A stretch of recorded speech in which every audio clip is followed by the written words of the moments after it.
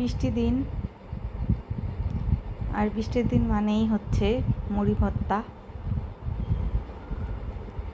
বৃষ্টির দিনে সবাই একসাথে আড্ডা দেওয়ার মজাই আলাদা, আর তার সাথে যদি এমন মুড়ি ভর্তা হয় তাহলে তো আর কোনো কথাই নেই।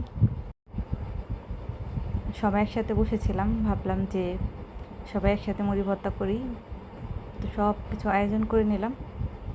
আর দোকান থেকেও পেঁয়াজু, আলুর চপ, বেগুনি, বুট এগুলো আনিয়ে নিলাম।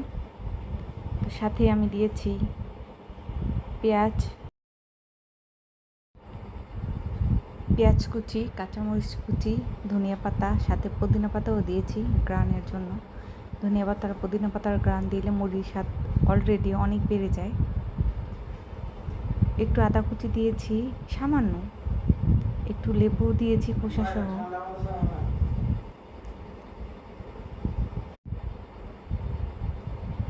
দেওয়ার পরে সবগুলো একসাথে সরিষার তেল দিয়ে মিশিয়ে নিয়েছি। সরিষার তেল দিয়ে মুড়ি মাখলে অনেক মজা হয়। গ্রানটা সরিষার তেল দিয়ে সবাই মুড়ি মাখা খায়, অনেকে আচারের তেলও ব্যবহার করে, তাই বললাম আর কি, আপনারা অন্যভাবে নেন। তো এই তো সব কিছু মেখে নিয়ে নিলাম। এখন মুড়ি অ্যাড করার পালা। আমরা যতজন আছি সেই পরিমাণ অনুযায়ী মুড়িগুলো দিয়ে দিব।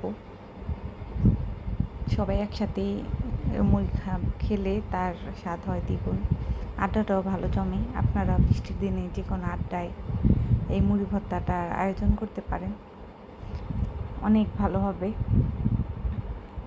আর সবাই একসাথে খেলে একটা আনন্দই অন্যরকম। আমরা বাহিরে মুড়ি মাখা এখন খাই, ঝালমুড়ি খাই, কিন্তু ওইগুলো হচ্ছে আমরা জানি না কীভাবে তৈরি করে, অস্বাস্থ্যকর, বা মুড়ি যে ঠোঙায় দেয় কাগজে ব্যবহার করে।